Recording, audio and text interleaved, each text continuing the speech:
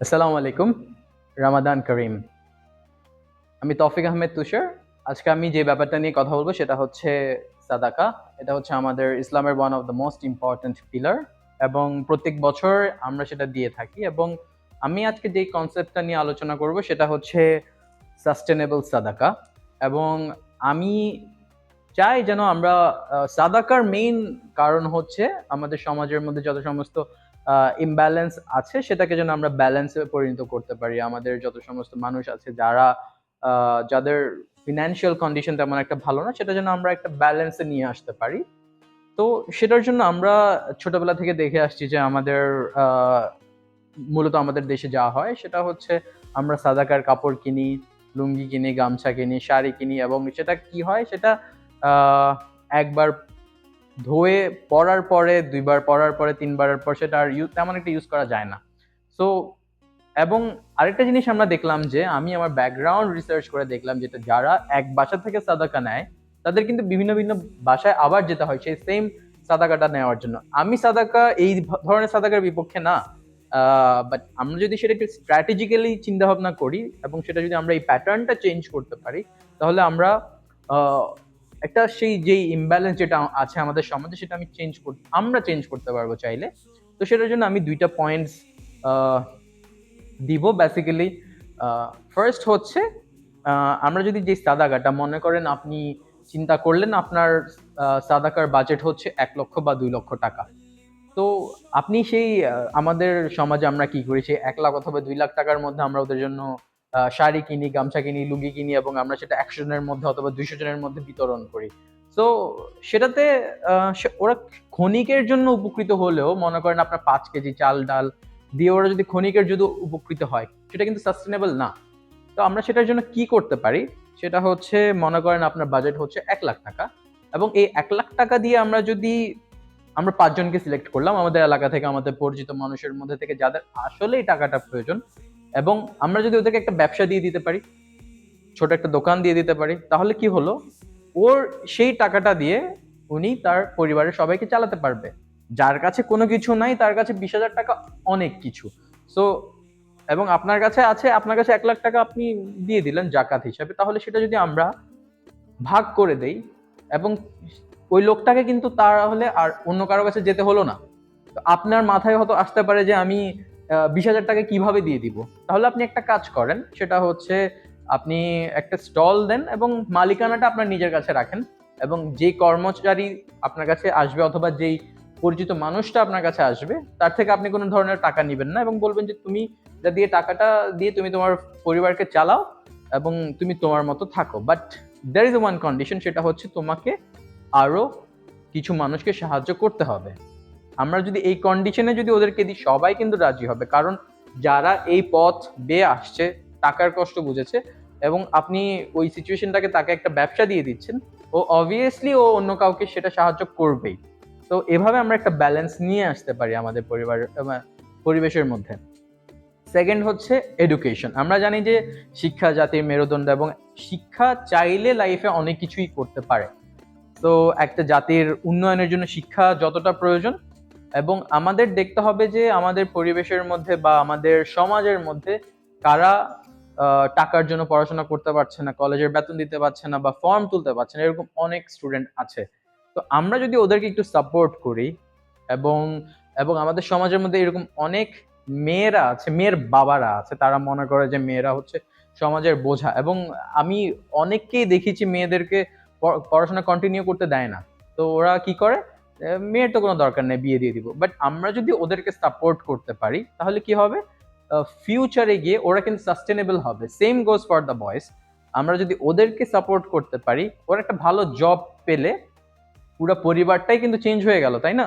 তো আমরা এভাবে স্ট্র্যাটেজিক্যালি যদি আগাই, তাহলে দেখবো যে আমাদের মধ্যে যে সমস্ত ইমব্যালেন্স আছে আমাদের সমাজে, সেটা আমরা খুবই ইজিলি আমরা ট্যাকেল করতে পারবো।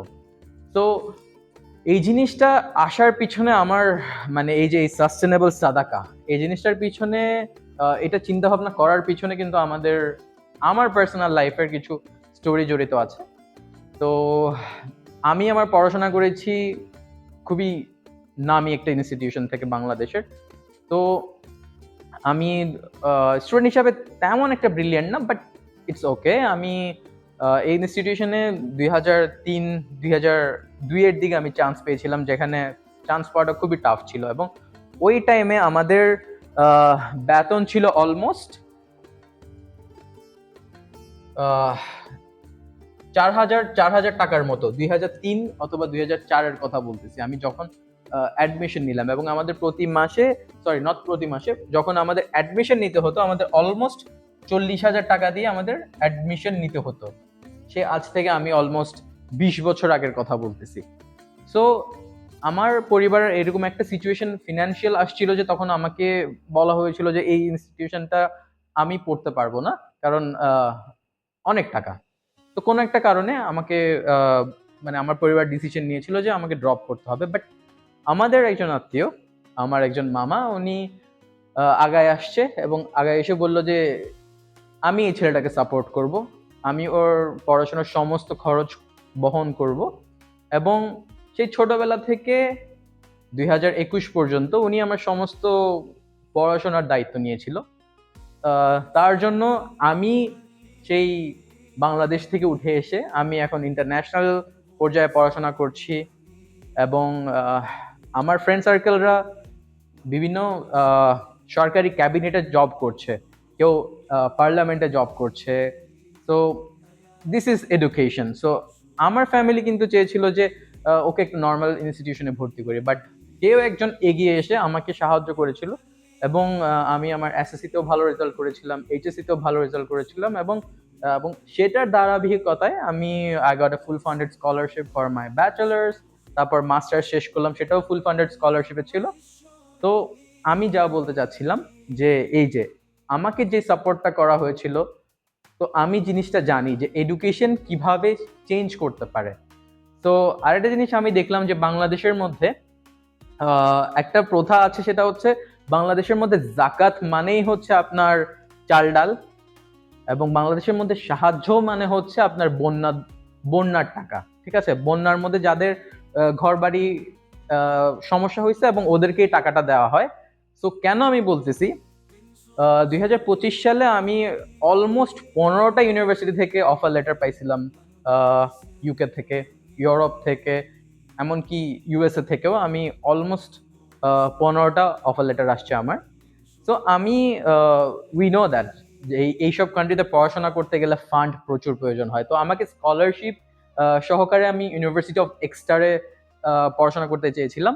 তো সেখানে আমার টোটাল বাজেট আসছিল $12,000। So it's a huge amount of money. তো আমি করলাম কি, বাংলাদেশের মধ্যে আপনি সবসময় দেখবেন যে ফেসবুক খুললেই এত কোটি টাকা দান করলো এই ফাউন্ডেশন, এত কোটি টাকা দান করলো ওই ফাউন্ডেশন, বন্যার মধ্যে ত্রাণ বিতরণ করলো এই ফাউন্ডেশন। তো আমি ওদেরকে ইমেল করলাম, সব কটাকেই আমি ইমেল করলাম। ইমেল করার পর ওরা আমাকে রেসপন্স করলো that we don't give fund for education, if you need fund for flood or if your family is affected by flood, we will give you foods. তো আমি চিন্তা করলাম যে শিক্ষার কি কোনো মূল্য নাই দেশে, নাকি ত্রাণ মানেই হচ্ছে আপনাদের সাহায্য? সো আমি ওদের নামটা না বলি, ওরা খুবই ফেমাস, ওদের খুবই মাইলস্টক ফলোয়িং আছে সোশ্যাল মিডিয়াতে। ওরা আজকে এত কোটি টাকা দান করছে, 100 জনকে মানুষ খাওয়াচ্ছে, কিন্তু they don't have anything sustainable. So I don't have any complain about that as well. আমি চাচ্ছি আমরা গ্রাউন্ড লেভেল থেকে জিনিসটা শুরু করতে। সো এই যে চিন্তা করেন, যদি আমরা এডুকেশনটাকে সাপোর্ট করতে পারি, তাহলে অনেক কিছুই চেঞ্জ হবে আমাদের মধ্যে। এবং সাস্টেনেবল, আমাদের অলওয়েজ চিন্তা করতে হবে কিভাবে আমরা সিচুয়েশনটাকে সাস্টেন করতে পারি এবং আমাদের সমাজটাকে যদি আমরা ব্যালেন্স করতে পারি। তো এরকম আমি অনেকজনকে দেখেছি যারা জাকাত শুনলেই ঠিক আছে ঠিক আছে দিয়ে দাও, 100 জনের জন্য খাবার পাঠিয়ে দাও, কিন্তু এটাতে কোনো সাস্টেন হয় না। তো আমরা যদি এই জিনিসটাকে একটু স্ট্র্যাটেজিক্যালি চিন্তা করি, হ্যান্ডেল করি এই জিনিসটাকে, মানুষকে সাহায্য করি যাতে এই মানুষটাকে আরো অন্য 10 জনের দরজায় যেন যেতে না হয়, তাহলে আমার মনে হয় যে কি আমরা এই জিনিসটা, যেটা সাস্টেনেবল সাদাকা, সেটা আমরা স্থাপন করতে পারবো। এবং আমার বিলিভ যে ইন্টারনেটের পাওয়ার অনেক, এবং ইন্টারনেটের যদি আমরা কাউকে ভাইরাল করতে পারি, আমার বিলিভ যে আমার এই মেসেজটা যদি অন্তত 10 জনের কাছেও পৌঁছায়, তাহলে দেখবেন যে সমাজে অনেক কিছুই চেঞ্জ হবে। আমরা যদি একটা ইম্প্যাক্ট নিয়ে আসতে পারি আমাদের সমাজের মধ্যে, আমরা জানি যে আহ, এই জিনিসটা খুবই ইম্পর্টেন্ট, জাকাত দেওয়া বা মানুষকে সাহায্য করা, এবং আমরা যদি সেই সাহায্যটা ভালোভাবে করতে পারি অনেকের লাইফই চেঞ্জ হয়ে যেতে পারে। এই যে আমি অনেক মানুষকে দেখি যাদের কাছে আপনি টাকা চাইবেন ওরা বলবে যে টাকা নাই, বাট কিছুদিন পরে আলহামদুলিল্লাহ 17 প্রো ম্যাক্স ডান, আলহামদুলিল্লাহ ওইটা ডান, আলহামদুলিল্লাহ ট্যুর ডান। বাট ওদের ওদের যে সমস্ত একটা ট্যুর অথবা একটা ফোনের টাকা দিয়ে কিন্তু অনেকের পরিবার চেঞ্জ হতে পারে। এবং সেজন্য আমি বলতে চাচ্ছি আমরা যদি একটু সাস্টেনেবল ভাবে মানুষকে সাহায্য করতে পারি তাহলে আমাদের আমাদের যত সমস্ত ইমব্যালেন্স আছে সেটা আমরা চেঞ্জ করতে পারবো। এবং আমি আশা করছি আমার মেসেজটা আপনারা পজিটিভলি নেবেন। এবং থ্যাংক ইউ সো মাচ। আসসালামু আলাইকুম।